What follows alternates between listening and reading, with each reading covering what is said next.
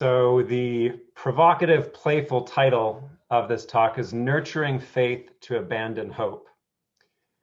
So, I have a confession for all of you today. Not that kind of confession, though last week I was asked in a psychiatric ward whether I take confessions. The answer was yes. I've given up on hope. Now, before you console me, let me explain. I think giving up on hope is actually one of the healthiest steps we can take for our well-being, spiritual and emotional. Dante has the gates of hell marked with the warning to abandon hope, but I actually believe it could be marked on the gates of heaven. I want to begin by referencing one of my spiritual guides, Professor Charles Xavier. Yes, that Professor X, leader of the Marvel X-Men. This is from a segment I consider scripture, from the 2014 movie X-Men Days of Future Past. This movie opens to a dystopian future where all mutants are imprisoned and executed by powerful robots called Sentinels. When all seems lost, they propose time travel, which solves all sorts of plot problems in fiction. If only it could be the same for life. The plan was to send Professor X back in time to talk to his past self, but Professor X would not survive the process. When a younger, avoidant, broken Charles Xavier protests, "I'm sorry, Logan, but they sent back the wrong man," Wolverine explains, "You're right, I am. Actually, it was supposed to be you, but I was the only one who could physically make the trip. And I don't know how long I've got here, but I do know that a long time ago, actually a long time from now, I was your most helpless student.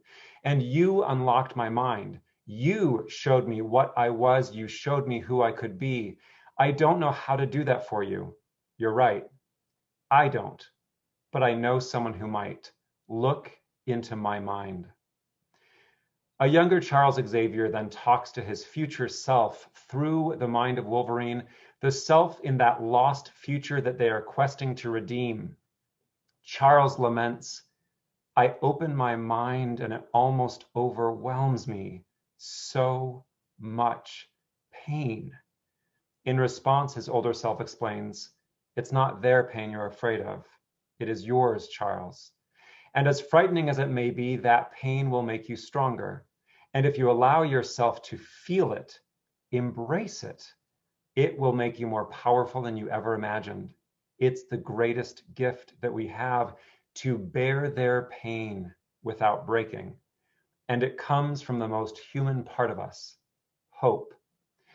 Feeling and bearing our pain without breaking, rather than avoiding it, is a foundational practice in my own life. In this movie, the younger Charles Xavier has used medication to regain his ability to walk at the cost of his telepathy and mind control powers. He works to escape his feelings and responsibilities.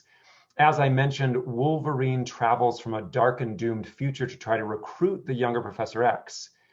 As I noted before, Professor X himself was supposed to go back in time to talk to himself, but Wolverine was the only one who could survive the trip because of his healing abilities.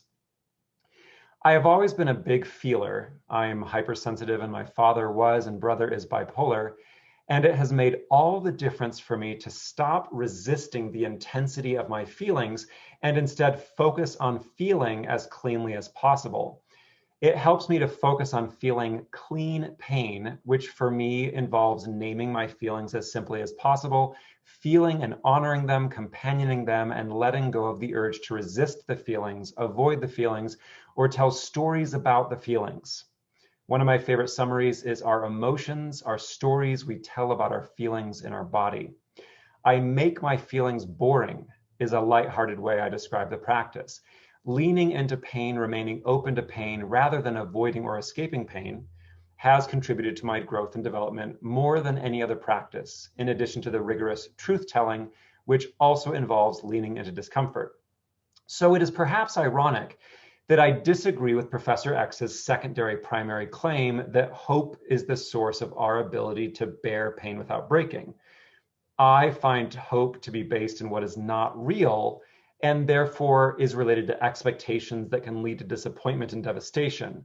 My own ability to bear pain without breaking comes from acceptance and resilience, which has been cultivated through consistent practice. So, instead of hope, I offer acceptance and resilience, faith and love.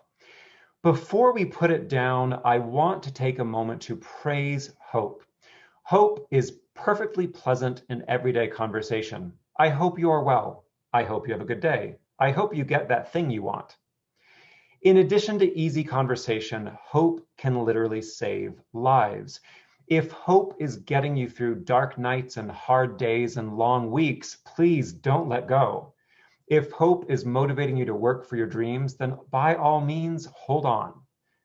The main point I want you to go home with, unless you are already home like I am, in which case, nice, is that hope is an idea that doesn't require much of us, if anything. Hope too often is cheap in both investment and reward. Too often, hope is worse than cheap. Hope puts us in emotional debt and leads to patterns of disappointment and disavowal of responsibility and power. By casually hoping for what could be, we too often avoid what is. Yes, the idea of hope can get us through dark nights and forward on the path of our dreams, but I submit that when we think we are moving forward with hope, we are in actuality acting in faith and love. The Greek words for hope, faith, and love are elpis, pistis, and agape. We'll get to one of my favorite Hebrew words in just a moment. Perhaps we keep using this word, but it does not mean what we think it means. To quote Inigo Montoya, hope isn't based in what's real. Hope points to some hypothetical future that hasn't happened. Hope leads to expectation and often disappointment. Hope creates an emotional debt, which breaks our heart if our hopes are not fulfilled. Faith is also based in what is not yet real, but in a more powerful and productive way. Hope is too often based in a false future, while faith motivates us to make the imagined real. My all-time favorite description of Jesus' ministry is as simple as it is powerful. He lived as if the kingdom had already come. In addition, the Greek word pistis means not only faith, but faithfulness. I love this detail because it reminds us that faith is not idle hope, but rather a principle of power, motivation, and action. Faith creates the bridge between our desires and reality.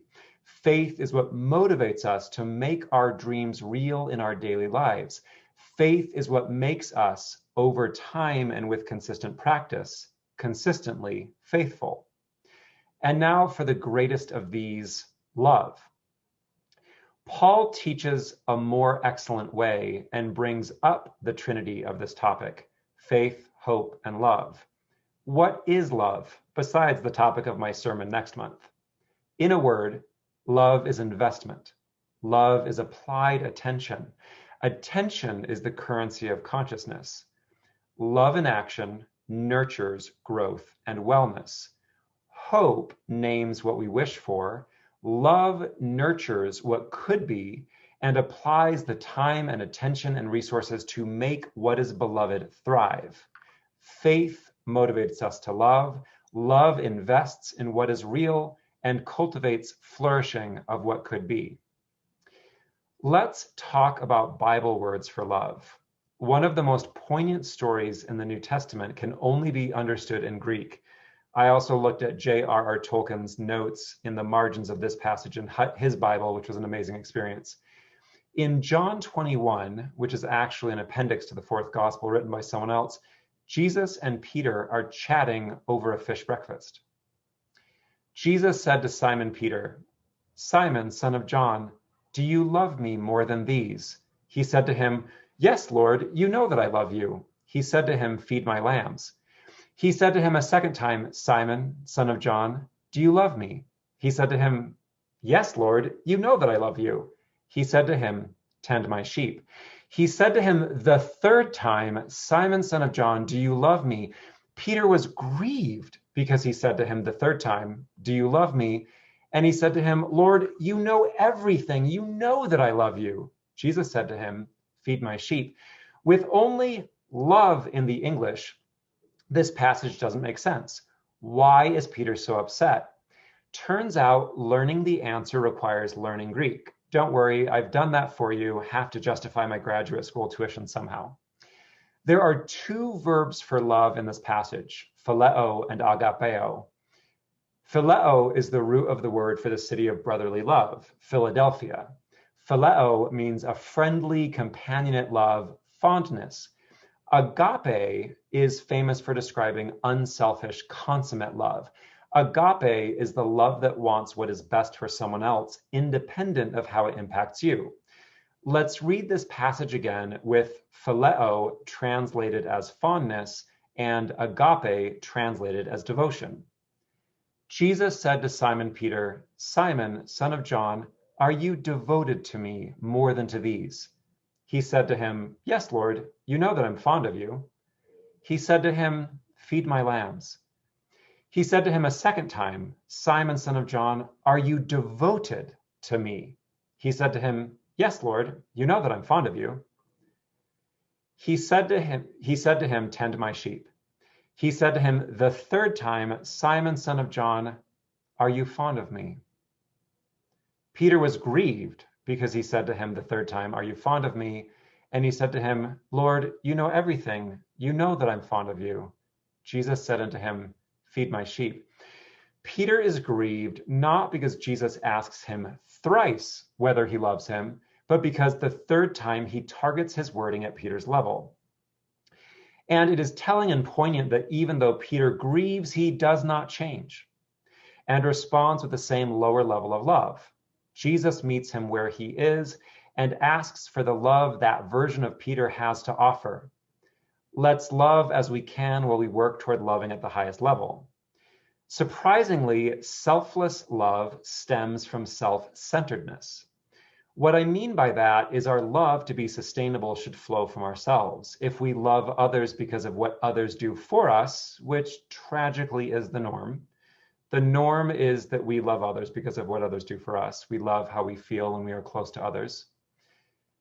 Or if we love others because of what others are, that love is dependent on others continuing to do things for us. We don't love them so much as we love what they do. But what if we love because of what we are? This is what the Hebrew word chesed means, the love that God uses when God says they love Israel, though God in the Hebrew scriptures is quite erratic and even genocidal in the application of love, so let's not do that. Chesed means steadfast covenantal love. Steadfast love is love that we do because of what we are. We practice love until we become love. And once we are love, that love is unshakable. We love no matter what others do, no matter what happens. This love is steadfast. In other words, this love is relentless. Steadfast love does not mean unconditional engagement. For the good of everyone, we should disengage from toxicity in our lives. But no matter what others do, no matter how we engage, we are love. More on that next month. The observant among you may have realized that as I have been talking about faith and love, I have left out two of my recommendations, acceptance and resilience. I was warming you up, as in literally warming you up in preparation for a workout. Because faith and love are pretty, while acceptance and resilience are work. We need all of them, of course, but acceptance and resilience provide a foundation that can become as unbreakable as it is unyielding. When people ask me how I endure the intensity of my jobs, serving the imprisoned and dying, showing up for others in the moments when life breaks open, somewhat apologetically, I explained that my answer likely will not prove as helpful as they hope. Did you ever wonder why the bridesmaids in Matthew 25 don't share their oil? It's because they can't. The oil represents their natures, the spiritual strength they have cultivated over time. We can share lessons, but we cannot share the training we have programmed into our bodies and souls. For better and worse, I have catastrophic resilience. This is why Wolverine is my hero guide along with Professor X. I consider Wolverine a secondary hero guide due to my painful resilience. I call this resilience invincibility through infinite breakability, which makes even my therapist friends gasp. It's not a pretty or pleasant answer, but it is a powerful one. I can recover from almost any emotional cost overnight. This is the workout. And I celebrate the fact that I have come to accept and even love the way I work. I do not resist the pain, do not resist the cost. I'm a lot. I have a lifetime subscription to pain and the ability to recover from virtually any amount of pain. So I might as well spend that pain by witnessing and companioning others in their own pain. It has made all the difference to remind myself that the pain of the world is already there, already happening, already overwhelming, whether or not I am looking at it. So I might as well face it. I might as well do what I can to heal that pain, no matter how great. People imagine that my life is normally easy and work is hard. The challenging reverse reality is that my life is normally painful and the hard work is a relief. We can thus organize our relationship to hope, faith, and love into false future, mindful present, and faithful future. Once we put down hope, we can pick up faith more consistently. Once we practice faith, we can remain present in the present. In the present, we can practice mindfulness and acceptance. I distill my spiritual practice into 2 words: show up. Showing up is profoundly simple and profoundly hard. With faith to motivate us, love to train us, and resilience to strengthen us, we can do that hardest of things in life: live. We can show up fully to life, to ourselves, to others. Functionally, unity is anti-hope in the same way it is anti-asking. That is why we practice affirmative prayer. One of my favorite insights from unity is that what we often think of as positivity is in reality a thin layer of positive thinking spread over a mass of negative conditioning. When we ask for health, we affirm to our bodies that we are not healthy. Paradoxically, what we ask for with our words trains absence into our bodies and souls. In a similar way, hope too often functions as a trap. Not only do we set ourselves up to be disappointed, we disavow our own power.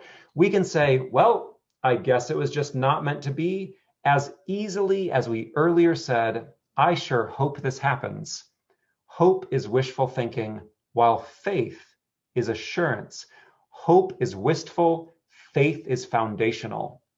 Charles Fillmore taught, faith is the perceiving power of the mind linked with a power to shape substance. It is spiritual assurance, the power to do the seemingly impossible. It is a force that draws us to our heart's desire right out of the invisible spiritual substance. It is a deeper inner knowing that that which is sought is already ours for the taking, the assurance of things hoped for. As Linda Martello Winsett said, faith is the power to make the possible real. Or in a more unity phrasing, faith makes real in the world and in our lives what is already real spiritually. So, I invite you to join me in abandoning hope. You don't need it. Perhaps you have never relied on it and have just used hope as a shorthand and shortcut. Instead, use fortitude to accept what is, use love to invest in what is, and use faith to make real what could be, what already is abundant in your souls. You don't need to hope because you already are faith and love. So be it, so it is. Amen.